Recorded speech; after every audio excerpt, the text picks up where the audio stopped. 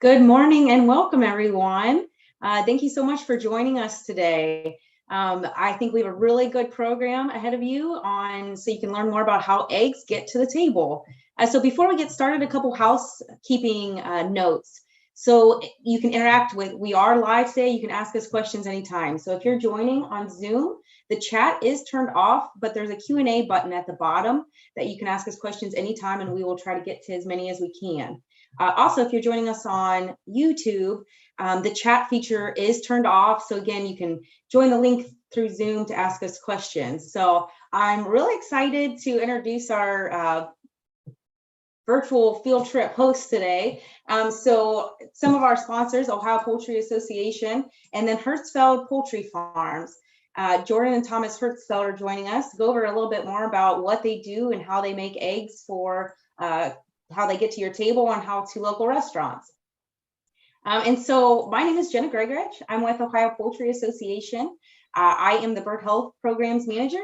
So I work with poultry farmers to help monitor for certain diseases and make sure that their biosecurity and everything is on point so birds stay healthy and they can make sure they get those nutritious eggs, chicken, and turkeys to your table. So with that, I will introduce our hosts today. Hi, Thomas and Jordan. How are you both? Good. How are you? Hi, Jenna. Good. Thank you. Thank you. I am Thomas. And I'm Jordan. Thank you, guys. So I guess to kick this off, tell us a little bit more about yourselves and about Hertzfeld Poultry Farms. I'll start. As I said, I'm Thomas. I've been involved with the family farm for a number of years. I actually stepped away for a couple of years and did a little bit of something else, and then decided to come back. Been here now for 3 years full time, and Jordan's been here for about 10 years now full time, and I'll let him kind of touch on that. Yeah, I worked on the docks here in college, so I loaded and unloaded trucks, and then once I graduated college, I went to a more permanent role, worked as an operations manager, so handle all the day-to-day operations here. And I mean, overall, what we are is a fourth generation family farm. So we have a lot of family members doing various roles that are here. We've got from uncles, aunts, myself, my brother, my dad is very involved. And really in every single department that we have within the farm, there is a family member doing a little bit of something. And back in, I believe it was the 30s, we started farming about 80 acres. And then in 1966, they formally formed it into a company on the ag side of things. Clarence and Alice did. And then through the years, it's just kind of been passed down and continued to maintain that family atmosphere and working to the point that now we have roughly 1.5 million chickens and we're farming roughly 1,800 acres a year.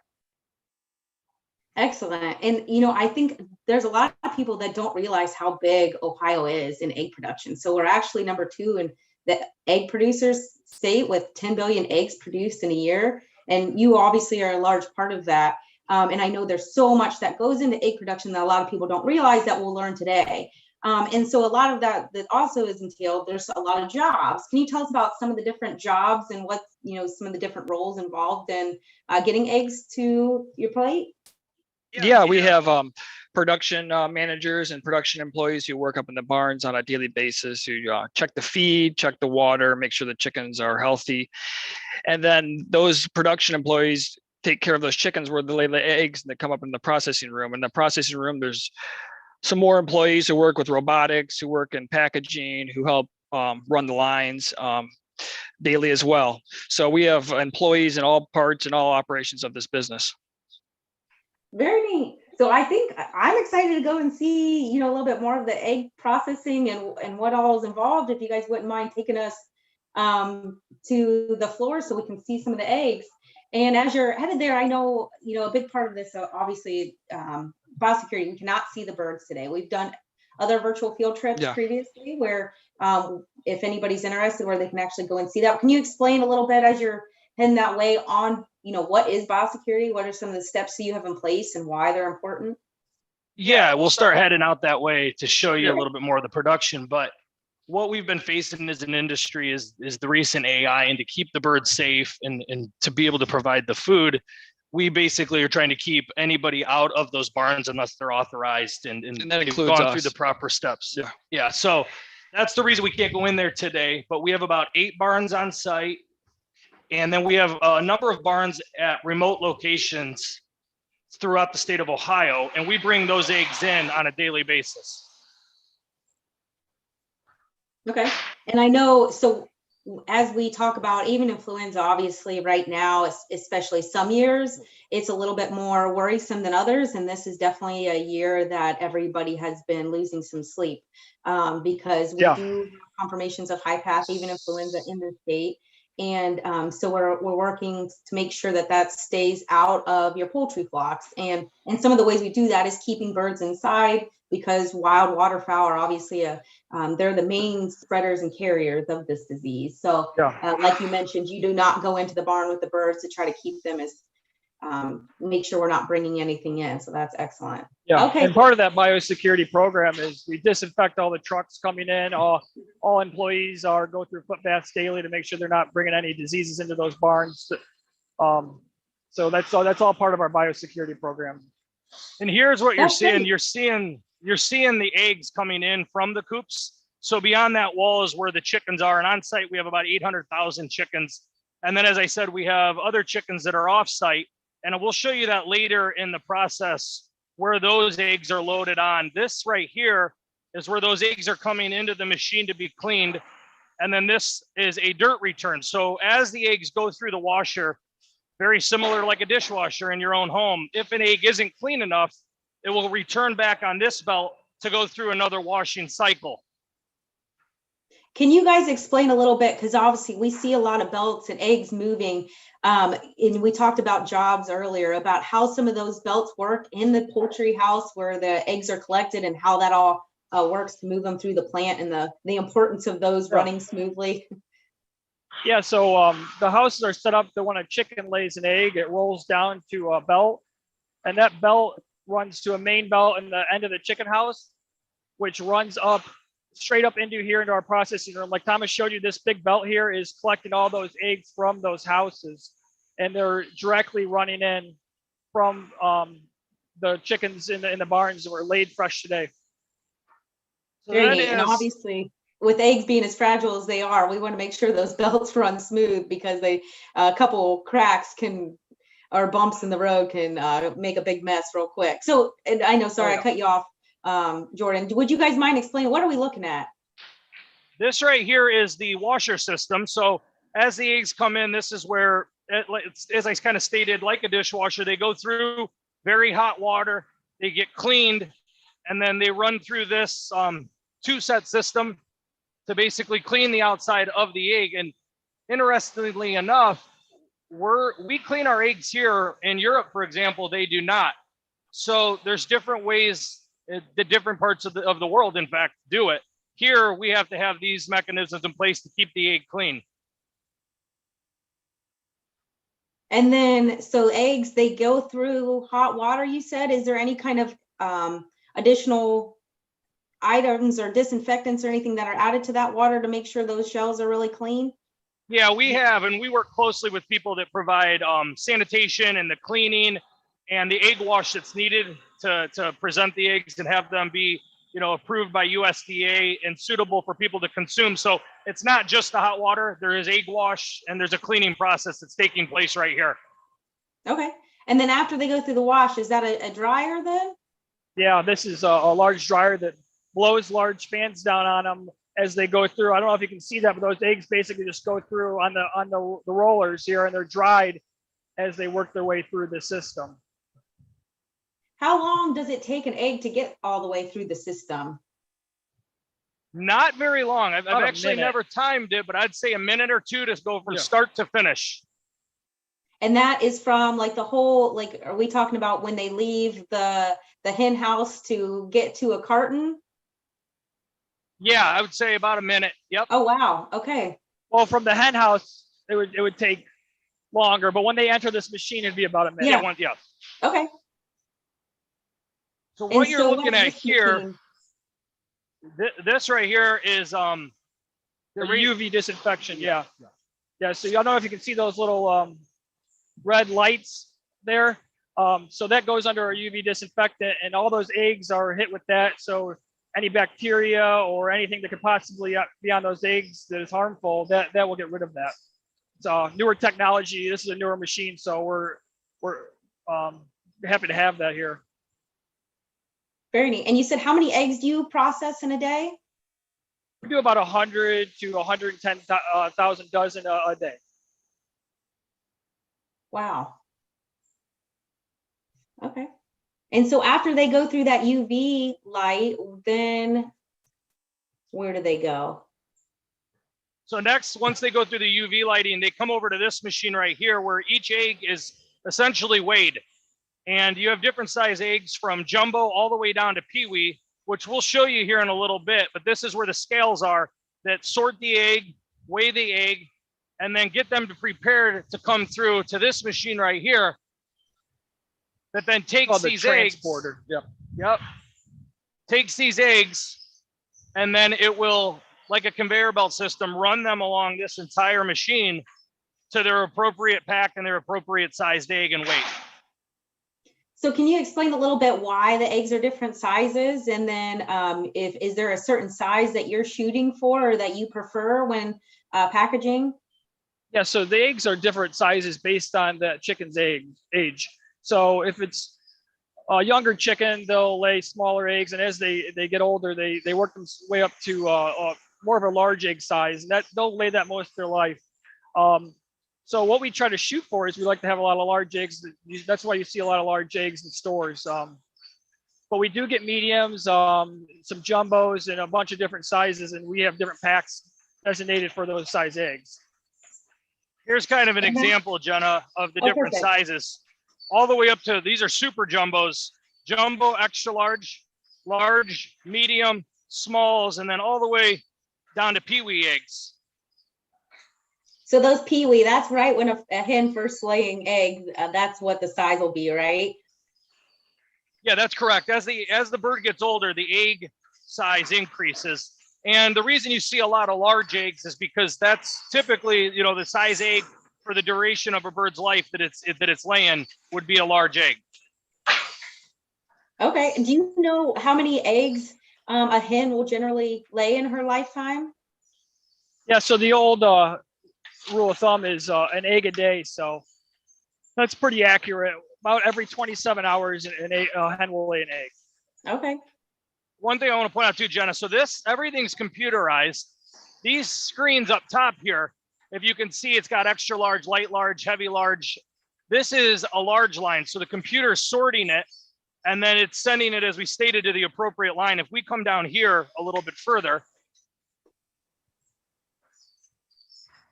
what you'll see down here, these are medium lines. So line 21 and 22 right here, these are smaller eggs that are coming down and being sorted on this end of the machine. Yeah, so this machine individually recognizes every egg, and it places that egg into a line based on what size it is. So every egg going through here is individually recognized by this machine. And then different customers have different requests of sizes, correct? And so that's how you know how to fill orders and what eggs go where? Yep, that's correct. Okay. And then we have a question in the chat. So do the eggs run all day? Or do you take breaks, or what does that look like as far as the hours you are running and processing eggs? So typically we process from 7 in the morning to, I would say, around 3 in the afternoon. It just depends on the time of year. Through Christmas, we'll maybe process a little longer because many families are baking and eggs are in high demand. So we have more orders. So we'll just process more throughout the time of the year to fill orders. Okay. And it's a 7-day 365 job. You know, we have Christmas and we enjoy Easter, but a chicken does not know the difference. So they're laying every single day.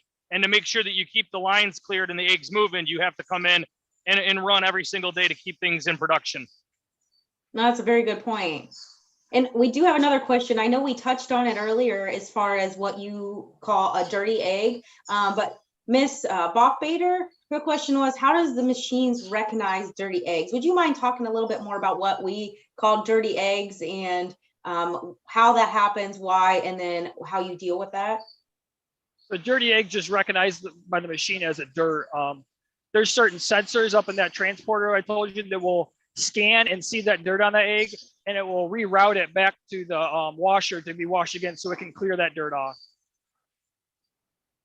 So that's where that UV light and all those sensors that we saw Yes. earlier, they can pull out those dirty eggs and reroute them Yep. around to get washed again. Very neat. Yeah, and here's kind of an example of the computer, and everything's kind of gone to this.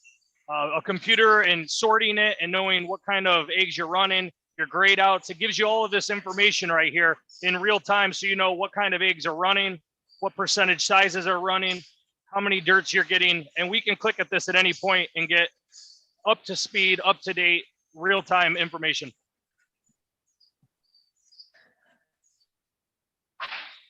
Very neat. We have, this is kind of more on the bird health side, but we did have one more question from Miss Chase. Do you have a vet check the chicken's health? Yeah, we have a vet here on staff. He comes in every few weeks and checks the birds and makes sure they're healthy, getting the feed and nutrition, and then make sure they're on the correct diet. Okay. And would you guys mind talking about a little bit back to the packaging? So there's a lot of protocol as far as, you know, we talk about clean eggs, the dirty eggs, and the sorting and all that. As far as, you know, some of the requirements we're going to be getting into after the eggs are packaged, they go into a refrigerator. Can you talk about some of those requirements as far as temperature and how you have to keep these eggs cool because they are washed? Yeah, so when that egg's laid, we have about 36 hours to get it into our cooler, which is about 42 degrees. So once the egg's laid, it comes up to our processing room here pretty quickly, and we get them in there this about probably an hour or two, but the rule is 36 hours is when we have to have them in that refrigeration. Okay.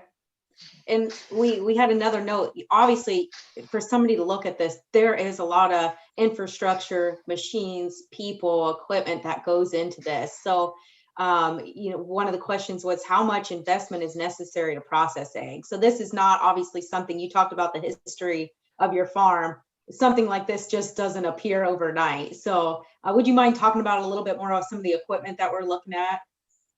Yeah, it was really what we've seen in the last couple of years, especially, and I think that it would be something that's very interesting to a lot of people that might be looking into robotics. You've seen a real upgrade on robots and mechanical aspects of it. And right here is kind of a robot that's working. So there is a significant investment in it, and there's a need for a lot of people that are interested in this kind of a work because it is new and it takes time and it takes the right people. But I think what you're going to see is more and more of this as we go forward. But of course, robots in this kind of operation does take significant investment and upkeep, you know, year to year. I'm assuming you probably have several maintenance folks on staff to maintain all this equipment, correct? Yeah, we have 2 maintenance employees on staff, and they make sure these case packers, what they're called, are up to speed and ready to go. And we have certain employees that are designated to work over here that know the ins and outs of how these robots work. Okay. We have another question from Miss Van Dyke. What happens if an egg breaks in the machine? Well, we have, it happens. I mean, obviously eggs are very delicate. We have a lot of ways to catch those eggs. The machines are designed understanding that that's definitely a possibility.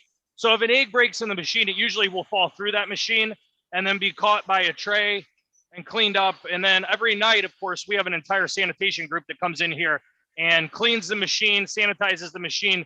So day to day, you're constantly, yes, upkeeping the machine, keeping the machine clean, and keeping it within USDA standards so that we can keep operating. Okay.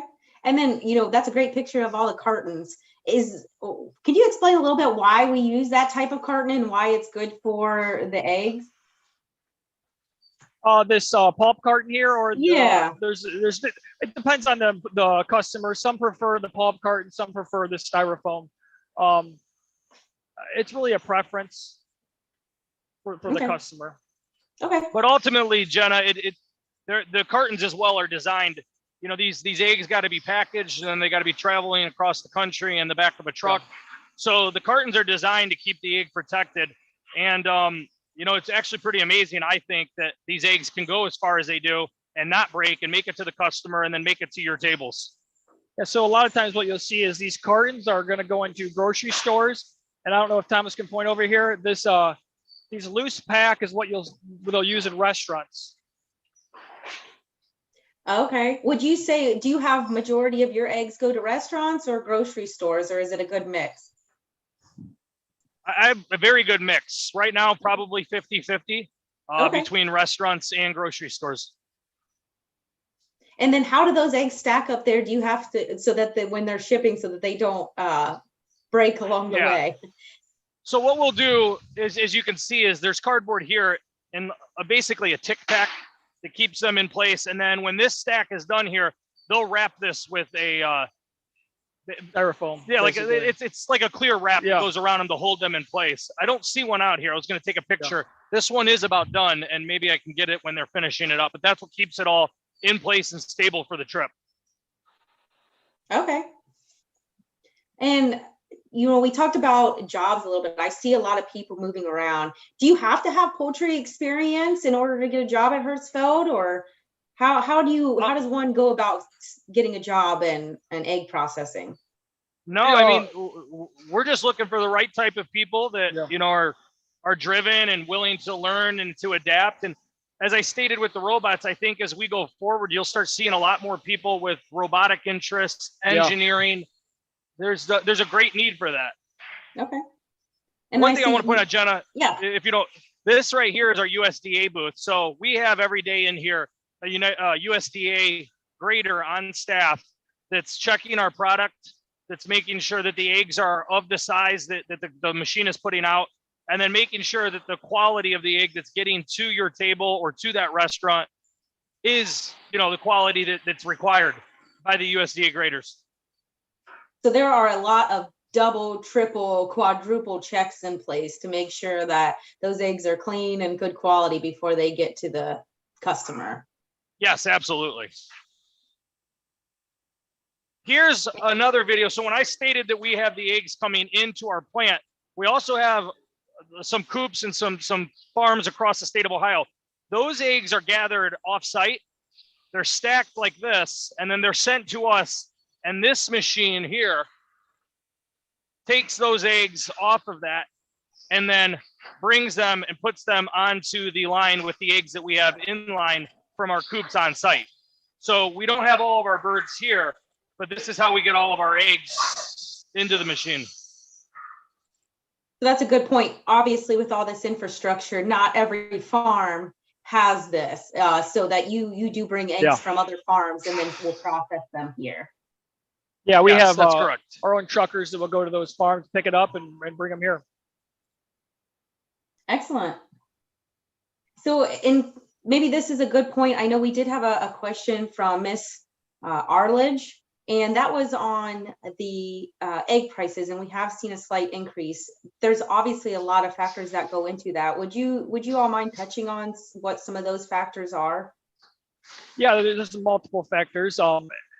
As many people know, cartons and packaging has been increased here for us, so we're paying a lot more to produce these eggs. So that's why you can see that price reflected in stores. That, along with avian influenza, I think has decreased the amount of production that the United States is putting out. So there's just not as many eggs in the supply chain.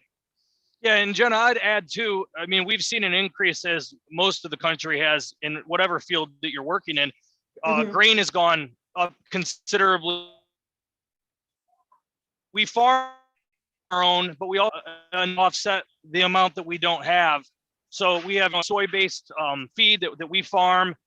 And between that, cartons, just wages in general, costs are up across the board. Freight to get the eggs in the semis to your site, that's gone up. So that's why you're seeing it. But I do like to point out that despite the increase of the egg costs, it still remains, relatively speaking, one of the cheapest forms of protein that's out there.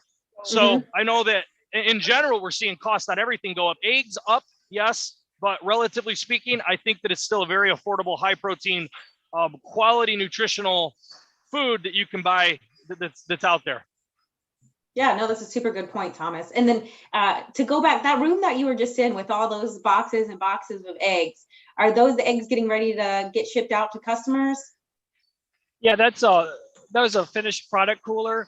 Okay. So all those eggs have been processed, gone through a machine, and those are ready to be shipped out. Those will most likely be shipped either today or sometime within the next few days. Those will be out and at the store or on your table. Okay, and you said those are that's a giant cooler. So what is the temperature in there? These coolers are set at 42 degrees. Okay. And then I know it was cutting out a little bit, maybe it was just for me, but you said you do farm, obviously soybeans is an important part of the diet for the birds, but you do produce a lot of that yourselves. And then where do you supply the rest that you cannot get? You said from local farmers, correct? Yeah, we supply what we can here to our chickens, but we do require some local farmers to provide us with that feed so we can properly feed our hens. Okay. And so this whole process of the egg leaving the hen house and going through processing, how long does that take then to get to the actual grocery store or get to the customer? It could really be as fast as a day. Those eggs could be laid, processed, shipped, and be out to the customer within a day. It can happen that quick. Sometimes a day, sometimes up to probably no more than 4 or 5 days. And is there an expiration date after eggs are processed? How long are they good for? I'm assuming you said they're usually, you don't have them in house once they're packaged. They don't stick around for very long, correct? Certain customers have different expiration dates. They set it could be 35, 45, 55. Based on the customer, they pick what expiration date they want. Okay. But and Jen, I'd add too, as you can see in the video when we go around out there, everything is pretty much automized in that it comes in from the coops, it goes through the machine, it gets packaged without anybody really ever touching an egg. That's fascinating. How many employees do you have there in the processing plant to make all that work? How many does it take on a daily basis? We have out there right now about 20 to 25, yeah. But well, another 20 in the production in the barns as well. Yeah. So. Okay. We also on have site, the coops. 40. Okay. And so what's your favorite part of what you do? I know you grew up around it and were raised around it, but it's just something so neat not many people actually see. So what would you think is your favorite part of your job? Yeah, I would say my favorite part is doing something different every day. Some days I work in processing, some days I'm working with sales, and it's just something different every day that can keep you on your feet. It's exciting to work in so many different areas. I totally agree with Jordan. I think also in general, what you find is the people that are in this industry are really good people. So you get to work every day with people that care about what they're doing. They have interest in what they're doing. And then ultimately, we just went through a time frame with COVID. We were in here getting eggs into the grocery stores for people. So there is a level of feeling very accomplished and rewarded with doing that on a day-to-day basis. No, that's great.